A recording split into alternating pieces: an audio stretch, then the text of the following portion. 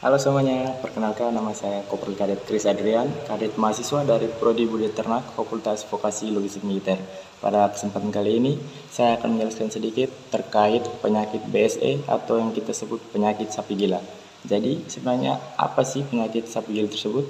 Berikut penjelasannya. Apa yang Anda ketahui tentang penyakit sapi gila? Penyakit ini merupakan salah satu penyakit yang menyerang otak sapi dan tergolong ke dalam penyakit transmissible spongiform encephalopahy. Lebih parahnya lagi, penyakit ini juga dapat menyerang manusia dan menyebabkan Creutzfeldt-Jakob disease. Diketahui penyebab dari penyakit ini adalah prion atau protein yang sifatnya infeksius.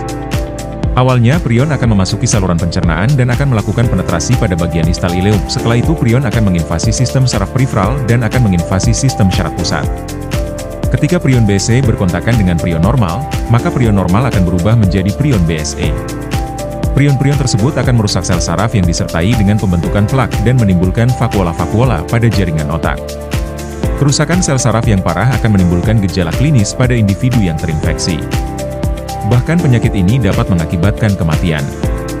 Gejala klinis pada sapi yang mengalami BSE antara lain, inkoordinasi, sapi mengalami kesulitan berjalan dan bangun. Sapi yang sakit juga dapat bersikap sangat gugup atau kasar, ataksia, tremor, haus, kurus, lemah, sensitif terhadap suara, cahaya, dan sentuhan, terdapat perubahan tingkah laku dan gerakan tidak terkendali. Itulah sebabnya BSE sering disebut penyakit sapi gila. BSE dari hewan ke hewan dapat ditulari melalui transmisi oral dan eksperimental inokulasi otak. Sedangkan dari hewan ke manusia dapat ditularkan bila manusia memakan makanan atau produk asal hewan yang terinfeksi BSE. Adapun cara penanggulangan dari penyakit sapi gila antara lain, pengawasan dan deteksi dini, melakukan pemantauan rutin pada populasi sapi untuk mendeteksi gejala BSE.